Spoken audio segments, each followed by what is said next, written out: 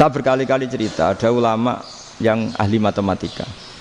Ketika ditanya kenapa kamu suka ngajar matematika, sampai muridnya itu ragu, ini guruku mlebu swarga ta ora, penggaweane mulang matematika. Tapi para muridnya bermimpi bahwa Imam Amudi itu disuruh ngajar para malaikat. Dan itu pede betul dia.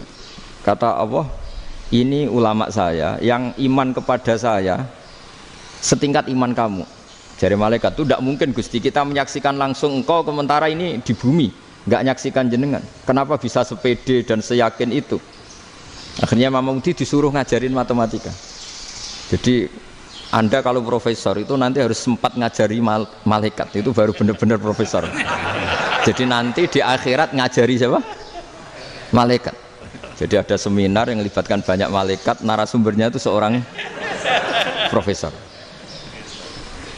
Itu ketika kenapa engkau begitu yakin kalau Allah itu Tuhan dan Allah itu Al-Wahidus Shomad.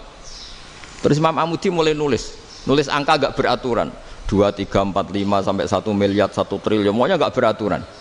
Kata beliau, nisbatus naini wasalasa ila ma la nihayatalaha iku nisbatul far'i ilal asli. Mbok angka sebanyak apapun, 2 dibanding 1 ya far'ul wahid, 3 dibanding 1 ya far'ul wahid, semua angka yang enggak terhingga pun dibanding 1 semuanya far'ul wahid.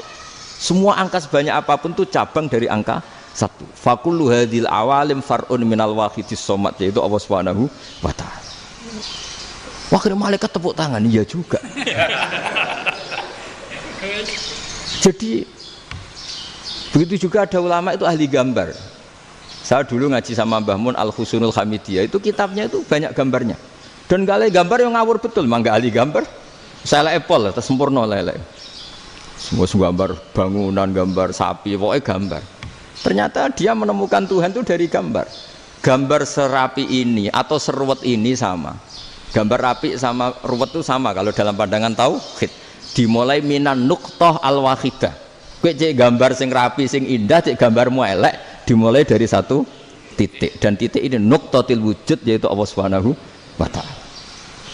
Jadi nak cara ahli tauhid gak penting gambare api, menang lomba atau ora penting. Butuhe hadis surah ini gambar baik yang rapi maupun ndak adalah min nuqtah dari 1 titik.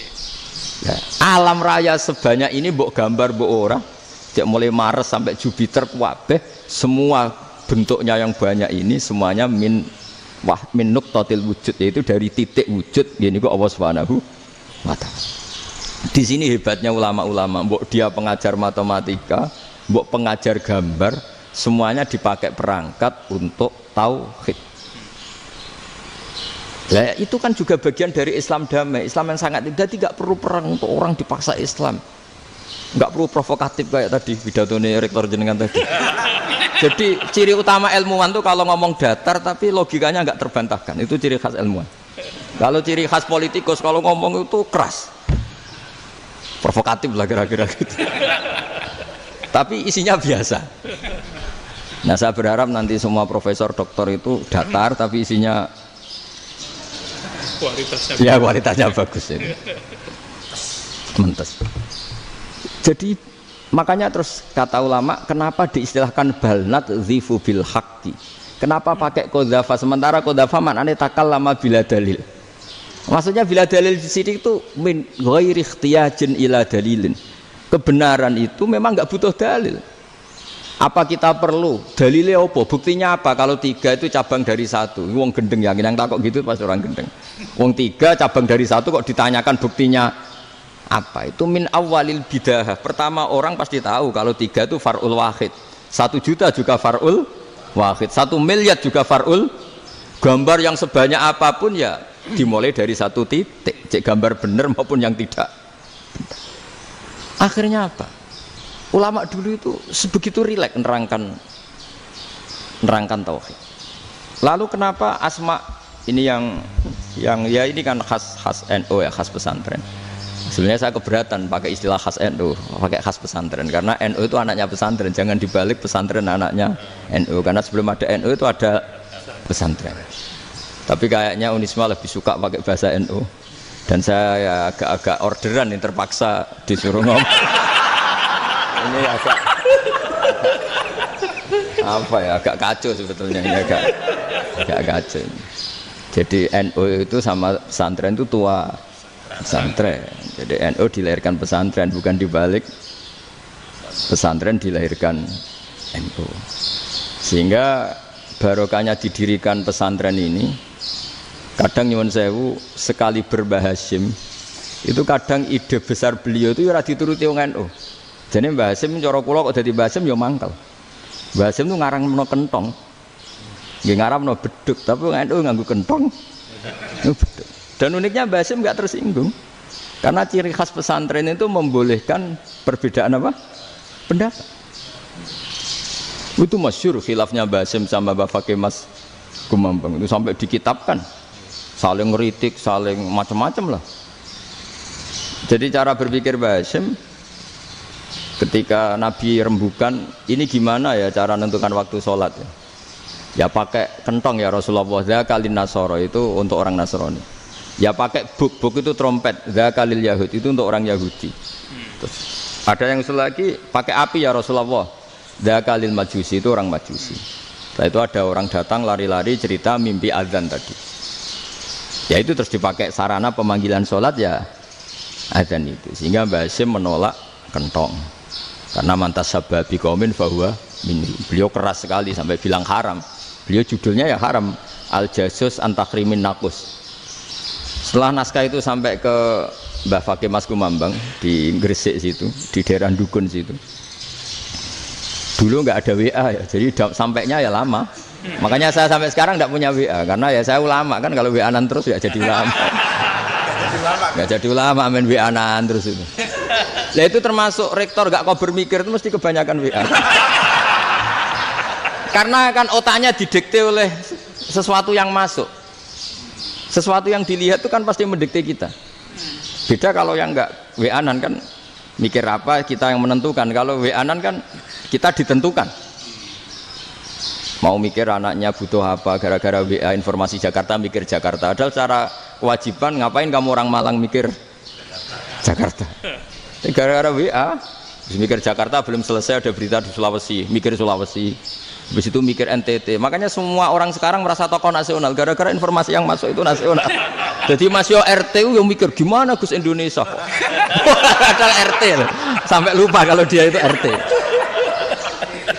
Jadi semua orang sekarang merasa tokoh nasional. Dan itu gara-gara apa coba? Akhirnya semua orang juga punya ide tentang nasional. Harusnya negara itu gini-gini. Jebule wonge sing duwe ikon itu sapa? RT. Ribet kan? Saya teruskan, setelah naskah itu sampai ke Kiai Fakih Mas Kumambang, beliau itu marah besar. Ini harus dilawan, dan saya bukan karena benci Mbah Hasyim. Beliau teman saya ketika ngaji Kiai Mahfud di Mekah. Jadi Mbah Fakih dan Kiai Hasyim itu teman ketika ngaji di Mekah. Secara ngelawan tuh lucu, gak ilmiah, tapi gak ilmiah wong alim tetap ilmiah. Di mana-mana serupa itu tidak sama. Ya kalau mungkin zaman Nabi di Madinah itu, zaman itu kentong itu identik dengan milik Nasrani. Di Indonesia beda. Pos kampling ya kentong, kebakaran ya kentong, wae sarapan orang di LP ya pakai kentong. Jadi tidak ada jaminan kalau kentongan itu identik dengan Nasrani. Lalu haramnya di mana? Yang di mana-mana tasabuh itu identik. Ini tidak identik. Mulai masalah kan? Mulai masalah. Jadi beliau gaya judul Hazruus. Hazruus itu kepala bergeleng-geleng. Sekarangan kok ngene. Jadi sekarangan kok provokatif gitu. Nah.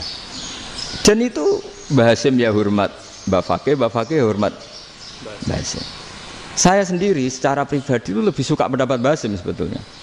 Karena bagi saya sholat itu sakral, ya sudahlah kalau sakral ya dipanggil dengan sesuatu yang sakral yaitu kalimat thayyibah azan.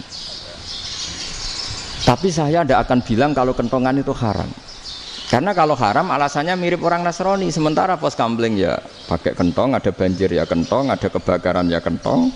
Jadi tidak identik untuk misa atau untuk sholat ala Nasrani.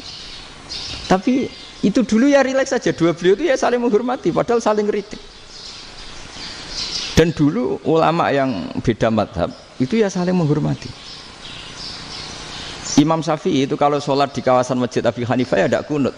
Ketika ditanya kenapa kamu tidak kunut, sementara engkau berpendapat kunut itu sunat, ikroman di hadal madhab, saya sangat menghormati madhab. Imam Ahmad bin Hanbal itu berpendapat kalau orang pakai bekam, pakai iftisot atau hijamah itu batal sholatnya. Sementara Imam Syafi'i mengatakan tidak batal apa sholatnya atau wudunya tidak batal. Tapi Imam Ahmad itu ditanya, apa kamu makmum Syafi'i? Bagaimana mungkin saya tidak makmum sama wali kutub seperti Imam Syafi'i? Padahal menurut keyakinan Imam Ahmad ini sholatnya batal. Ini habis ikhtiqam udah wudu. Tapi tetap saja beliau karena perbedaan pendapat di furu' itu lazim.